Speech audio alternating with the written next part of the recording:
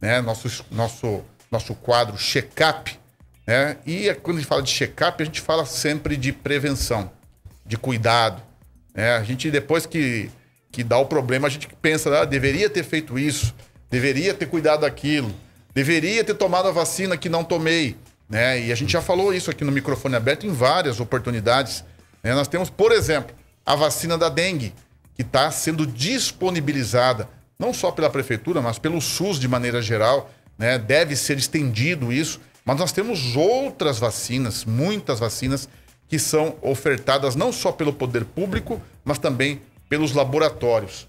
E a gente percebe, sabe disso, né? Falamos também sobre a Covid, o quanto que a gente esperou por uma vacina para que a gente se livrasse desse pesadelo que foi a Covid-19. Também já dissemos que 19 pessoas morreram esse ano em Mato Grosso do Sul por conta da Covid. Então, e nós temos as vacinas. E nós convidamos para falar sobre esse assunto hoje, né, o biomédico e diretor da Imunitas Vacinas, né, ele que é o Dr. Antônio Praça. Doutor Antônio, primeiramente, muito bom dia. Obrigado por o senhor aceitar o nosso convite aqui na Massa FM. Bom dia, agradeço bastante o convite e é sempre bom, esclarecedor, como você falou. Prevenção é uma coisa que a gente não dá muito valor. Então, de uma forma geral, a cultura das pessoas não dá muito valor. Porque eu não estou doente, para que eu vou? Por que vou me preocupar? Pra que eu vou me preocupar? Aí depois que fica, devia ter feito. Depois doente, vem correndo. Fazendo um paralelo à questão do seguro de carro, né? Exatamente. Depois que bate o carro, devia ter feito seguro, né? Depois que entrou na casa, devia ter colocado uma cerca elétrica. É sempre assim, né? Doutor, o senhor que trabalha com vacina há quantos anos já? Olha, na realidade a clínica está aqui nós viemos em 2013, são 12 anos. Mas eu tive laboratório durante 35 anos em Jundiaí, São Paulo, e lá nós já tínhamos uma sala de vacina que trabalhava com a parte de vacinas, mas começou indo muito bem e tal, tanto é que nós precisamos sair um pouquinho, porque aí começou a atrapalhar o laboratório, e muito bebê e tal, mas isso já foi na década de 90, 96, 97, a gente abriu essa sala e ficou até quando eu saí do laboratório. Mas já vão mais de quase 30 anos trabalhando com essa parte. A minha esposa também é biomédica, e ela trabalhou na prefeitura de Jundiaí também nessa parte de vigilância em saúde, que absorvia a parte de vacinas, a parte de medicina do trabalho e tudo mais, e era muito importante essa vigilância, né, epidemiológica também. Aproveitar essa experiência do senhor em vacina, o senhor vai estar mais de 30 anos nesse mercado. É claro que a tecnologia mudou muito, a tecnologia avançou muito. Do ponto de vista de segurança, o senhor como biomédico, hoje, eu não estou dizendo que as vacinas de antes não eram tão boas quanto as de agora, mas não dá para negar também que a tecnologia hoje nos proporciona uma segurança maior. Sim, com certeza. Ou eu estou errado? Não, é isso mesmo, é exatamente isso. Até eu te mostro um caso interessante que nós tivemos há pouco tempo, que eu vi um senhor que foi na nossa clínica tomar uma vacina de sarampo. Um senhor, uma idade já de 60 anos por aí. Aí eu, conversando, meu filho tomou vacina de sarampo, falei, por que, né, o senhor tomou? O senhor não tinha tomado, o senhor não teve? Ele falou, não, tudo. É que o meu filho estuda em São Paulo, está fazendo direito no Mackenzie, se eu não me engano. E ele foi internado essa semana, tinha muita dor de cabeça e tal. E foi internado no Einstein. E o pessoal do serviço social me ligou para fazer uma visita e ver alguma coisa, porque ele está com uma suspeita de meningite por sarampo. Aí ele falou, mas eu dei. Aí eu falei para ele, olha, deixa eu te acalmar um pouco, que a culpa não é sua. Que na hora ele falou, mas eu dei as vacinas do meu filho, aonde eu errei? Eu falei, não, o senhor não errou. Eu falei, vamos tentar fazer uma comparação bem fácil. Qual é o seu carro que o senhor tem hoje? Ah, eu tenho uma perua da Honda, assim, essa, tá bom. E qual o dia que o seu filho nasceu? Qual era o seu carro? Ah, eu tinha um Opalão. Eu falei, tá bom. Como é que é o carburador do seu carro de hoje? Falou, mas não existe mais carburador. E o freio? E o airbag do Opala, como é que era bom e não sei o quê? Mas não existia. Eu falei, então, o que eu quero dizer para o senhor é isso. Os calendários mudam. Às vezes não dá tempo de avisar. Quando começaram os estudos, por exemplo, de sarampo, a vacina desde 1980. Então a gente começava dando com uma dose só. A gente achava que era o suficiente. O importante são os estudos que se faz com as pessoas que tomaram vacina e ver quanto tempo dura aquela proteção. Então, você tinha que dar uma segunda dose depois de 4 anos, mas isso levou uns 10 anos para descobrir isso. Então, provavelmente, seu filho tomou uma dose e depois e ninguém mais falou isso, porque o seu filho cresceu com 5, 6 anos de idade, você já não vai todo mês no pediatra. Exato. Então, essa informação ficou meio perdida. Então, hoje nós temos uma preocupação nas vacinas com aqueles adultos jovens, por exemplo, de 30 a 50 anos. Porque hoje uma pessoa de 50 anos, quando ela nasceu, não tinha vacina de pneumonia, não tinha vacina de meningite. Hoje tem. E ao longo do tempo, essa pessoa... Nem a Covid existia? Hoje já tem até a vacina. Então, você veja que as coisas mudam muito rápido, muito ampla, e como é que se diz? Modernidade... A própria vacina do sarampo, o antígeno é o mesmo que se usava naquela época, mas a vacina hoje é muito mais eficiente, porque se estudou muito mais. A vacina hoje ela dá uma proteção mais longa, mais duradoura. Então isso é importante a gente conhecer esses estudos que começaram a ser feitos na virada do século. Quando começou-se a ver, peraí, essa pessoa tomou vacina, mas ficou doente. No ano de 1990, 95... Por que isso? Então vamos estudar essas pessoas que tomaram a vacina.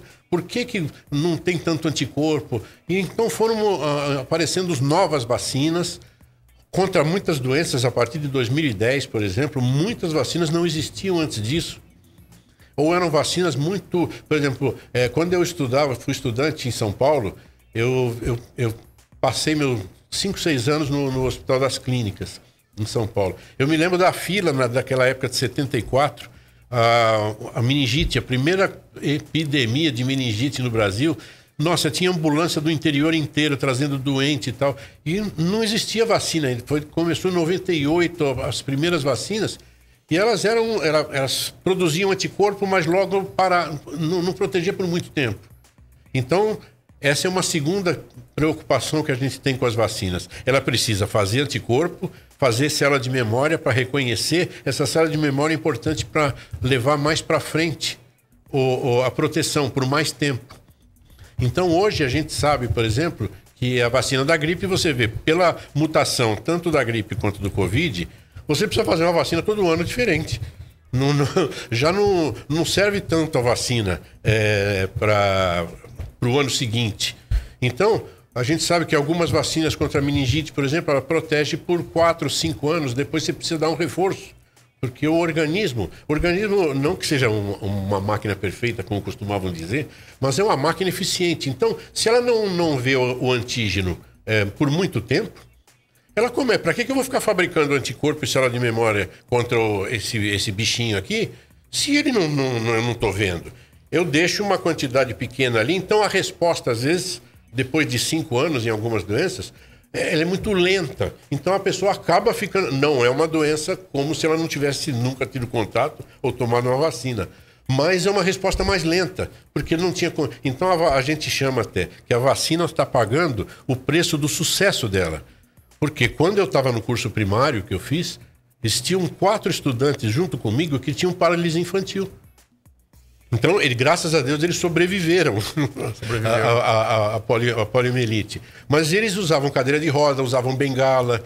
Então, as mães viam essas crianças. Eu me lembro que a minha mãe falava para o meu pai: saiu uma vacina, não sei o quê, leva esse moleque logo para tomar vacina, porque eu não quero saber dele doente por causa disso. Doutor, e na sua visão, por que hoje, né, com tanta tecnologia, com tanto avanço na medicina, tem muitas pessoas, e a gente tem que respeitar isso, tem muitas pessoas que evitam, né? Que falam, não, eu não confio em vacina, eu não gosto de vacina.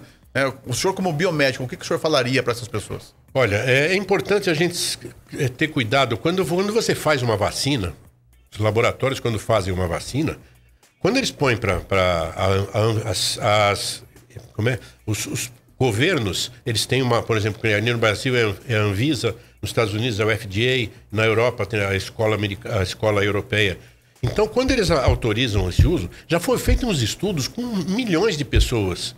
já tomaram a vacina, para saber a pureza daquilo, a eficiência, a eficácia, que são coisas diferentes. A pesquisa também avançou muito. Exatamente, né? avançou muito.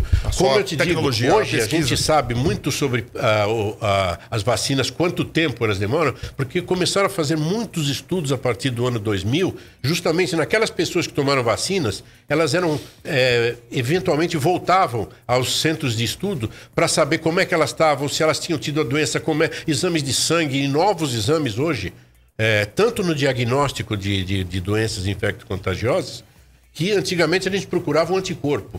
O anticorpo só quer dizer que a pessoa teve um contato com aquela doença. Então, para saber se ela está tendo a doença de novo, você tem que pesquisar, os kits novos são contra os antígenos. Então, você faz o que a gente chama de painéis virais. Então, você tem lá gripe, covid, pneumovírus, bocavírus, vários tipos de vírus, para saber qual é. Tanto que hoje em dia nós temos, a última moda das vacinas é o VSR, o vírus sincicial respiratório. Que a gente sabe, eles existem há muito tempo, é muito perigoso para as crianças recém-nascidas, mas os idosos também têm esse problema As pontas da vida são importantes. Por quê? Primeiro, as crianças, elas estão não têm o sistema imunológico amadurecido. Ele vai crescendo aos poucos, vai aprendendo a se defender. E às vezes não dá tempo. E o idoso também, ele já brigou a vida inteira. Então o sistema imunológico dele está bom, aí com 50 anos em diante já vai caindo. Então praticamente hoje, a partir dos 50 anos, já existe uma gama de vacinas próprias para os idosos. Por quê? Estimulam o sistema imunológico de forma diferente, de forma muito mais contundente, para que o organismo receba uma proteção melhor nessa faixa etária. Doutor Antônio Praça, eu vou convidar o senhor outras vezes para a gente falar mais sobre vacina. Com certeza. Porque esse assunto é muito importante e a gente... E é muito dinâmico. Dinâmico. Tem que mudar, tem que atualizar e tem a pesquisa. E o doutor tem mais de 30 anos de experiência, então a gente vai, em outra oportunidade, vou chamá-lo aqui novamente. Com certeza. Eu tenho certeza que o senhor vai aceitar o convite para que a gente possa falar... Não, é importante a gente falar sobre saúde. Essas novidades na área que está sempre acontecendo. Está sempre. É só um exemplo que eu dou. O ano passado, a SBIM fez um calendário de doentes, de pessoas especiais, que têm doenças... por exemplo, o câncer, transplantados, HIV positivo, diabéticos, eles precisam de uma vacina diferente. Eles precisam estimular o sistema imunológico de forma diferente. Saiu em outubro. Agora, no dia 15 de fevereiro, saiu um novo calendário, dando várias vacinas, mais dose, menos dose, novas vacinas com novas tecnologias. Atualizando. Como eu digo, o RNA mensageiro, que foi tão falado aí na época do Covid... realmente é outra tecnologia muito interessante que pode até servir, já está sendo estudado, já até antes das infecciosas, o RNA mensageiro para os estudos com câncer. Já estão estudando para ver se dá certo fazer uma vacina para proteger contra câncer. Então, você vê que isso já está indo longe. Começou com varíola, eu tomei a vacina de varíola quando era moleque. Então, e não tomei várias, eu tive todas as doenças, sarampo, cachumba, rubéola, varicela e outras coisas. Essas vacinas, elas precisam ser reforçadas, vira e mexe, por conta de, por exemplo, tem certas doenças que hoje tem vacina, muita gente foi vacinada, muita gente não, mas chega aquela faixa de adulto, por exemplo, que a rubéola é perigosa para as gestantes. A gestante é um grupo fundamental para se vacinar. Porque vai proteger o filho. E às vezes a mãe fica com medo. Não, mas eu vou prejudicar meu filho. Não, não vai prejudicar. Pelo contrário. Protege a mãe. Exatamente. Tem coisa que tem que fazer no exame pré-nupcial e outro no pré-natal. São duas coisas diferentes. Antes de casar e depois que pretende ter filhos, aí são outras vacinas. Eu conversei com o Antônio Praça, biomédico, ele que é diretor da Imunitas Vacinas, trouxe aqui muitas informações sobre prevenção. Doutor Antônio, muito obrigado, tenha um ótimo dia. Obrigado igualmente para vocês, muito obrigado. A gente vai para um rápido intervalo e a gente volta na sequência com mais informações aqui no Microfone Aberto.